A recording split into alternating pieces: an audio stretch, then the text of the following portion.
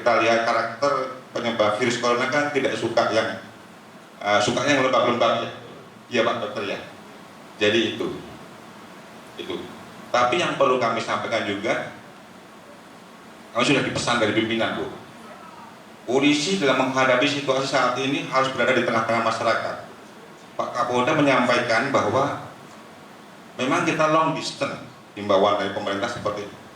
Tapi saya sampaikan di sini, ya, Pak Kapolda menyampaikan bahwa pelayanan di kepolisian tetap jalan. Pelayanan mencari SIM, ya, perpanjangan tetap jalan. Ini sebetulnya kalau kita pikir juga risiko ya. Oleh karena itu, dan tentu saya yakin akan sampai ke semua lini jajaran kepolisian di Indonesia semua ini, kita juga sudah membekali diri, jangan sampai polisinya malah kena virus duluan.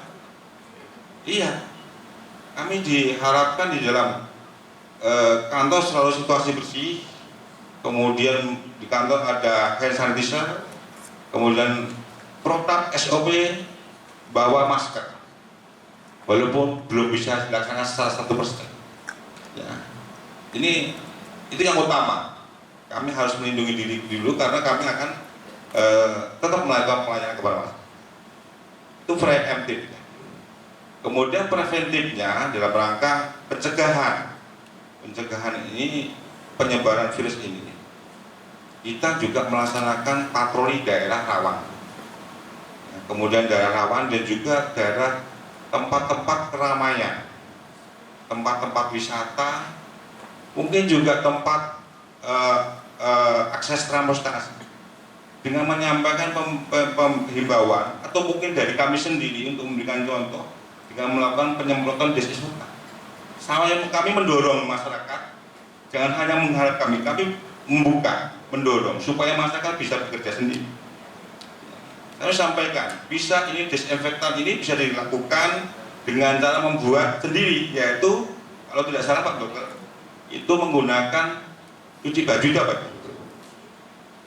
desinfektan yang pemutih. Kayak sebut nama merek iklan tadi. Jadi pemutih. Kayak mungkin nggak apa-apa disebutkan ya. Iya.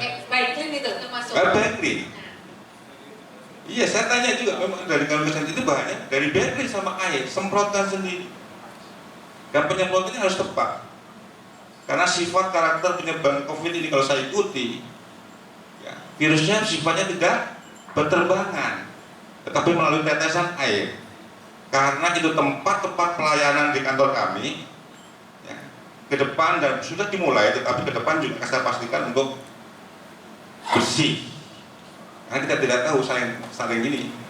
Yang terakhir adalah upaya kami adalah penegakan hukum. Penegakan hukum tadi disampaikan dari Ibu sudah 152 berita.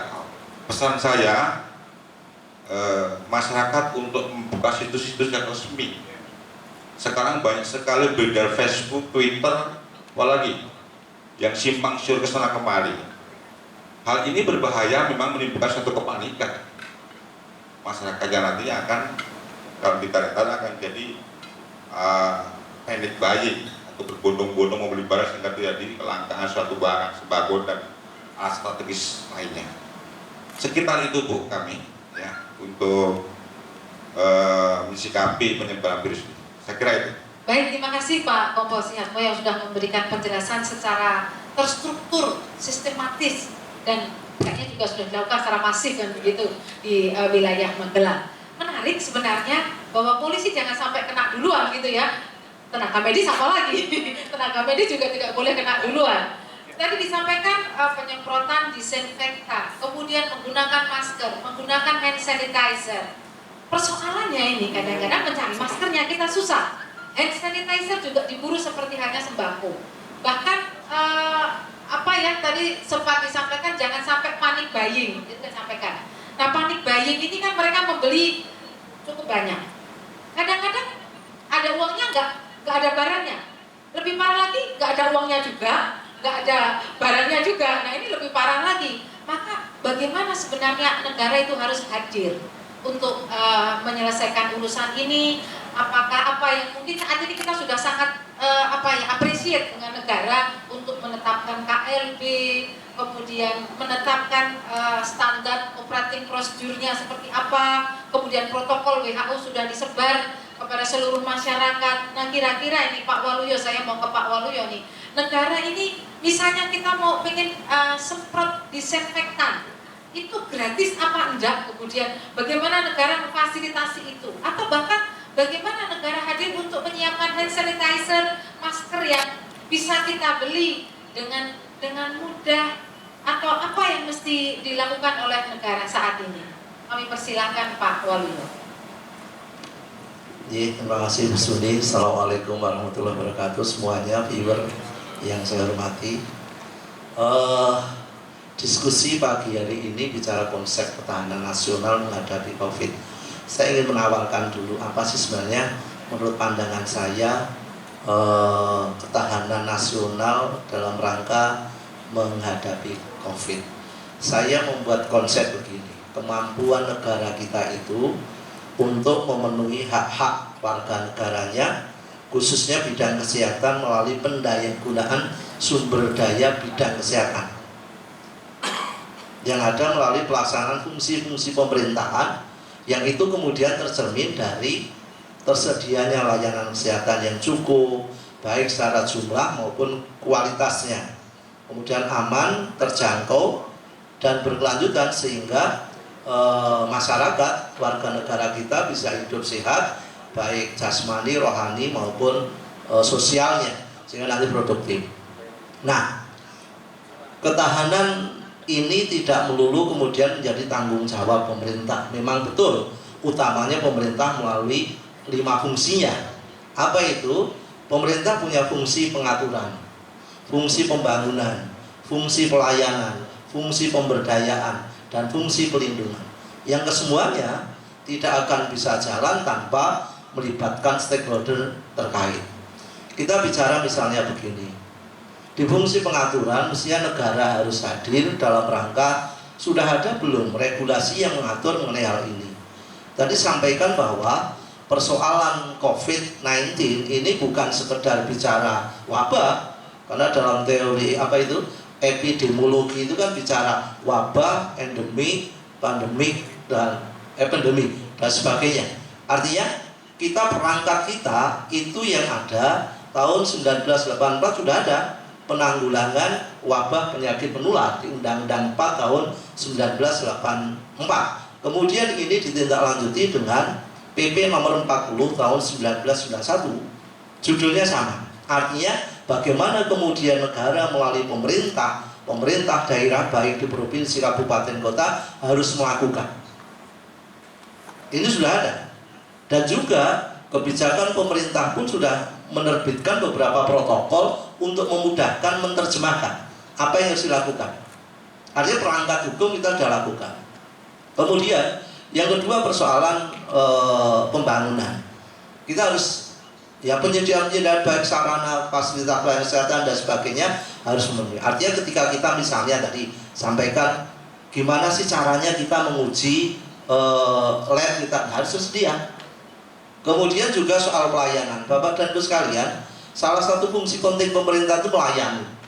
Dan untuk itulah kemudian sarana-sarana bidang kesehatan, termasuk tadi sumber daya kesehatan mulai dari anggaran, kemudian fasilitas pelayanan kesehatan, kemudian tenaga kesehatan, kemudian obat, kemudian sediaan farmasi, alat kesehatan, termasuk teknologi yang digunakan dalam rangka upaya kesehatan harus terpenuhi. Artinya apa?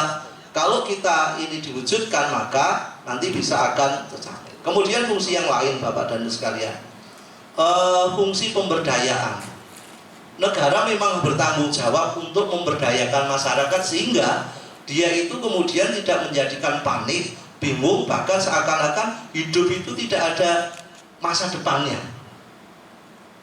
Melalui fungsi-fungsi yang lain, misalnya ada organisasi kemasyarakatan, media, tokoh-tokoh masyarakat dan sebagainya, kita libatkan dalam rangka memberdayakan. Misalnya begini, Saya tahun 2008 sudah diminta bicara STBM, dokter. Sanitasi total berbasis masyarakat. Itu sebenarnya bagian penting bagaimana kita itu menerapkan hidup sehat yang sekarang kemudian jadikan PHBS, ada germas dan sebagainya. Ini sesuatu yang memang harus kita sampaikan sehingga masyarakat punya keberdayaan. Masyarakat punya kemampuan untuk menghadapi persoalan-persoalan yang dimulai dari diri kita sendiri. Sehingga kebingungan, kepanikan masyarakat itu tidak terjadi. Sampai guyonannya ketika masyarakat menerjemahkan social distancing, itu sampai suami istri tidak mau salaman, coba bayangkan. Anak dan orang tua sampai pamitan udah belas-belasan gitu aja. Ini persoalan-persoalan yang kemudian butuh pemberdayaan. Social distancing diartikan kita harus menjauh semuanya. Kemudian juga kalau kita bicara, mohon maaf, lockdown dalam tanda petik, saya tadi jalan ke sini, bagaimana akan bermanfaat ketika lockdown dimaknai ini cuti bersama, libur bersama. Terbukti apa? Hari pertama ketika kita ada himbauan work from home, apa yang terjadi? Puncak macet. Anak-anak saya itu mumpung libur, ayo dolan. Astagfirullahaladzim. Saya pikir, lah ini kan butuh pemberdayaan, butuh sosialisasi. Kemudian yang penting juga kaitan dengan pelindungan masyarakat. Bapak dan Ibu sekalian, biar semuanya, jadi negara itu harus hadir melindungi masyarakat semuanya. Jangan sampai kemudian kasus COVID-19 ini menjadikan persoalan-persoalan lain justru timbul. Mohon maaf, dampak ketika COVID-19 tidak dikelola dengan baik, masyarakat kita itu keluar beli apa takut. Sektor ekonomi kita mati yang kemudian mohon maaf, dolar katanya sudah sampai 16.000. Itu nanti dampaknya luar biasa. Oleh karena itu menurut saya negara melalui fungsi-fungsinya tadi harus hadir dan diwujudkan dalam aktivitas real, tetapi juga tidak kemudian melepaskan keterlibatan baik media, lembaga pendidikan, organisasi sosial kemasyarakatan, dan jangan lupa bagian terkecil dari bangsa itu adalah keluarga. Kita harus tanamkan kita. Artinya kalau kita mulai dari keluarga kita, bagaimana sih sebenarnya hidup, pola hidup sehat, bersih dan sehat itu. Persoalan-persoalan tadi misalnya kok salaman aja nggak mau, tidur dengan suami nggak mau, jadi terindah. Padahal sebenarnya mohon maaf, masyarakat kita itu sudah punya kearifan tersendiri. Misalnya begini, tadi baru saya sampaikan, ketika saya kecil dulu hidup di desa, ketika orang tua kita itu sudah apa? Nengok longan, itu apa artinya? Ya di penyakit menular maka jangan keluar. Nah itu kearifan-kearifan. Kira-kira begitu tuh. Artinya negara harus hadir. Baik, terima kasih. Konsep negara harus hadir dalam persoalan ketahanan nasional melawan COVID-19. Jadi tidak hanya bicara masalah kesehatan, tidak hanya bicara persoalan penyakit, tetapi persoalan-persoalan yang lain, persoalan ekonomi. Nanti kita akan lanjutkan lagi persoalan tentang masyarakat diharap tidak panik. Nah, kita sudah menetapkan KLB selama 14 hari. Nah, 14 hari ini apa yang mesti kita lakukan? Ini suatu hal yang penting. Kita sudah dapat 1 minggu, tinggal 1 minggu lagi sebenarnya. Tapi kalau kita tidak disiplin, maka apa yang sudah ditetapkan oleh pemerintah 14 hari ini menjadi sia-sia. Maka apa yang mesti kita lakukan, entah itu pemerintah yang akan turun tangan atau masyarakat, maka bagaimana kita menyikapi 14 hari masa KLB ini sehingga tidak mengambrukkan perekonomian juga. Maka nanti kita akan diskusi lagi. Tapi sebelum itu kami minta dari Rumah Sakit UNS untuk menyiapkan diri di depan kamera untuk memberikan informasi kepada viewers bagaimana mencuci tangan yang baik. Persilakan dari Rumah Sakit UNS untuk berdiri di depan sini, tidak apa-apa, untuk menghadap kamera untuk memberikan informasi kepada masyarakat bagaimana cara mencuci tangan yang baik. Kami persilakan. Dari Mas siapa? Mungkin bisa saya pandu untuk memperkenalkan namanya. TikTok. Dengan TikTok. Nanti kalau dengan TikTok ada aplikasinya tersendiri. Silakan. Kami harus bicara 1 meter. Baik, assalamualaikum warahmatullahi wabarakatuh. Selamat pagi viewers. Ya, pagi ini kita akan belajar bersama tentang cuci tangan yang benar ya. Dari rekomendasi WHO ada 6 langkah cuci tangan yang benar. Jadi masyarakat sekarang kan hand sanitizer sulit ya didapat. Nah, saya sarankan nanti untuk di rumah pakai sabun ya, sabun yang anti bakteri ya. Nah, untuk cuci tangan, langkah pertama aksesoris yang ada di tangan harus dilepas. Misal cincin ya, terutama cincin, banyak sekali ya cincin. Ambil kursi satu. Iya. Mas, kita ini tak satu kursi untuk naruh hand sanitizer. Oh, ya. Yang pertama dilepas dulu aksesorisnya, jangan ada aksesoris, terutama cincin. Karena apa? Virus atau kuman itu sering bersembunyi ya, terutama di sempit-sempit, apalagi di bawah cincin. Ya. Langkah pertama, ambil hand rub secukupnya. Jadi cuci tangan bisa pakai hand rub, pakai sabun. Ya. Pakai hand rub waktunya hanya 20 sampai 30 detik. Ya. Jadi sangat cepat ya. Kemudian langkah pertama ambil hand rub secukupnya.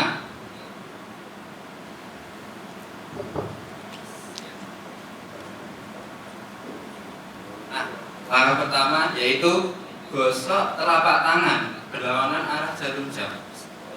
Hitungannya satu langkah 4 kali. 1, 2, 3, 4. Ini digosok ya. Jangan sampai cuma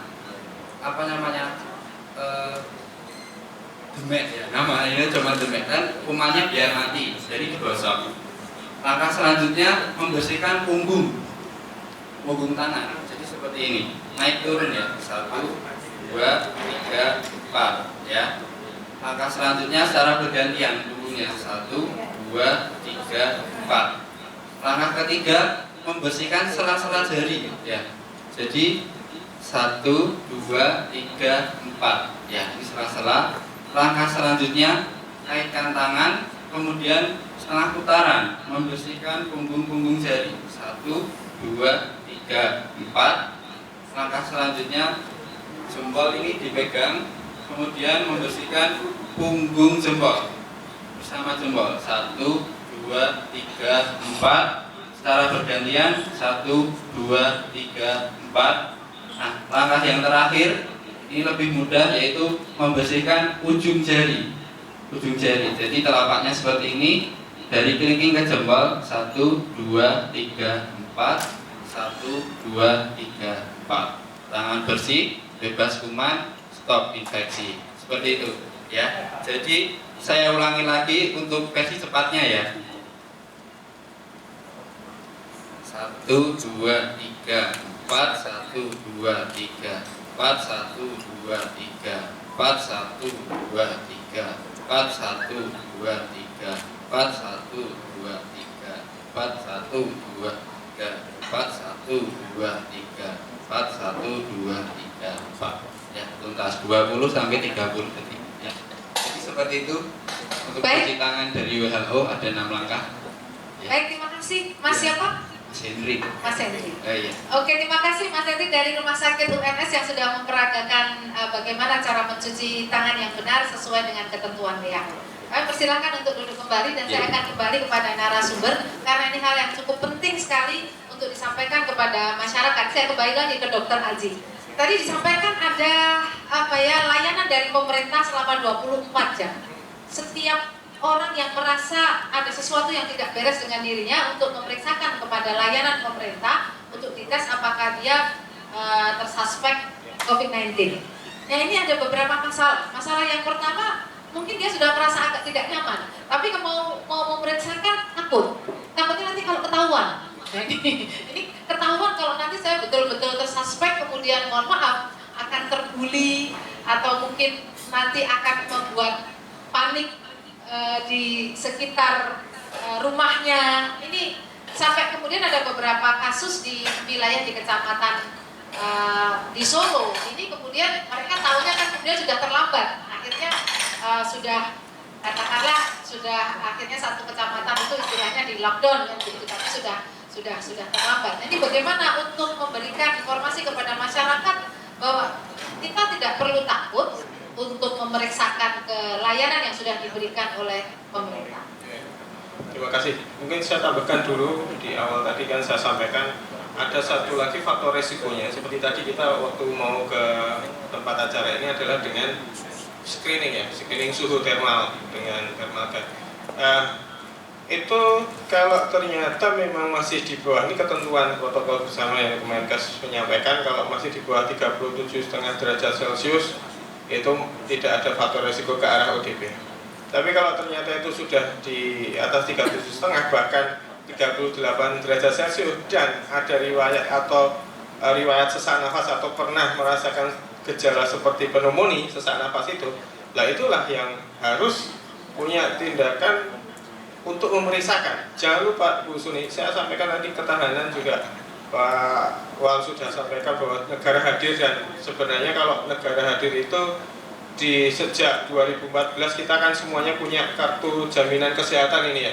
Manfaatkan itu, kalau mau langsung ke rumah sakit kok nanti saya seperti yang tadi disampaikan, wah paranoid dan sebagainya, saya dianggap sakit langsung diisolasi. Pasti semua orang itu punya vaskes masing-masing, vaskes primernya. Datangi saja, tidak apa-apa, tidak masalah, karena gejala awal itu hampir semuanya itu mirip dengan flu.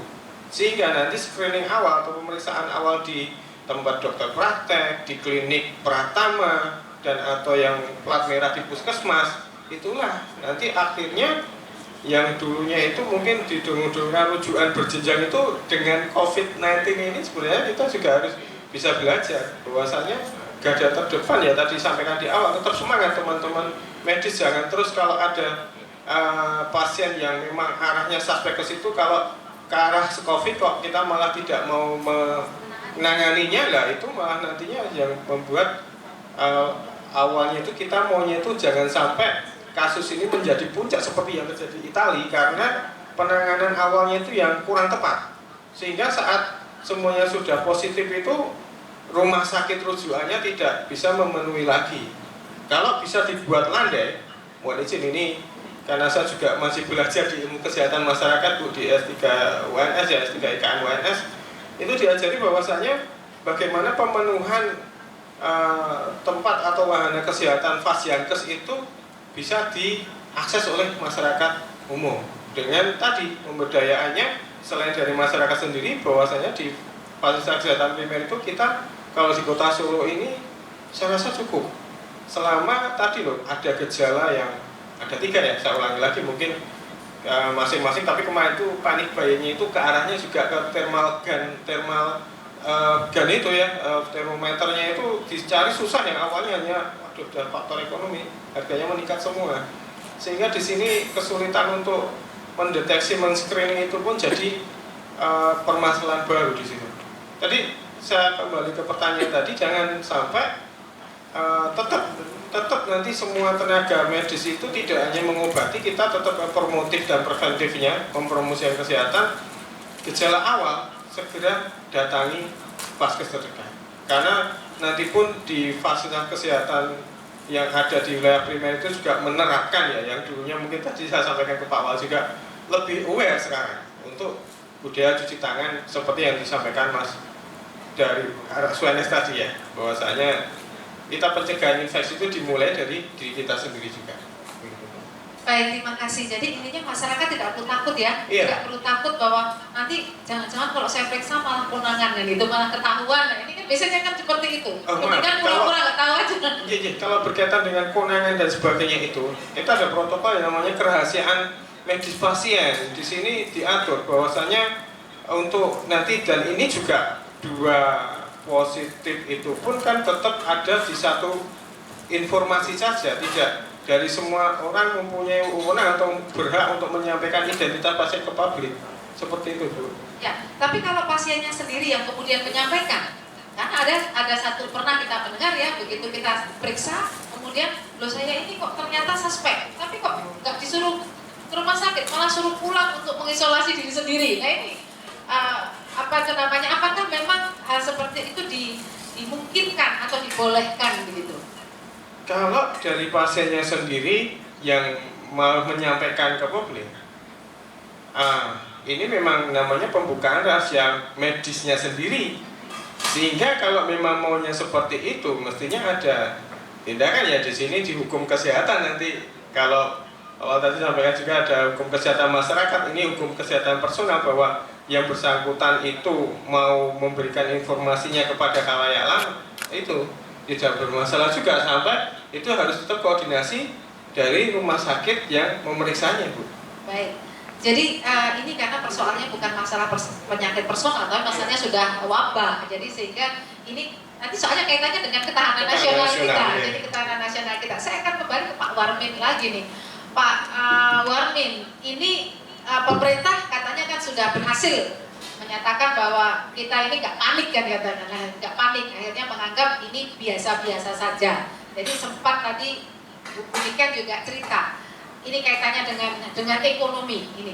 14 hari itu bisa dikatakan singkat, bisa dikatakan lama. Kalau kita bicara masalah perekonomian ini bisa menjadi lama. Misalnya pedagang-pedagang martabak yang mestinya juga harus ada di rumah, kemudian pedagang-pedagang yang lain. Kira-kira kalau kemudian mereka tidak berjualan, dia di rumah, pendapatan mereka kemudian dari mana? Kira-kira Pak Warmin punya solusi apa yang bisa kita dorong agar KLB ini berhasil tetap berjalan, tetapi minimal perekonomian tidak terlalu mengguncang masyarakat, sehingga masyarakat juga tetap bisa memenuhi kebutuhan dasarnya.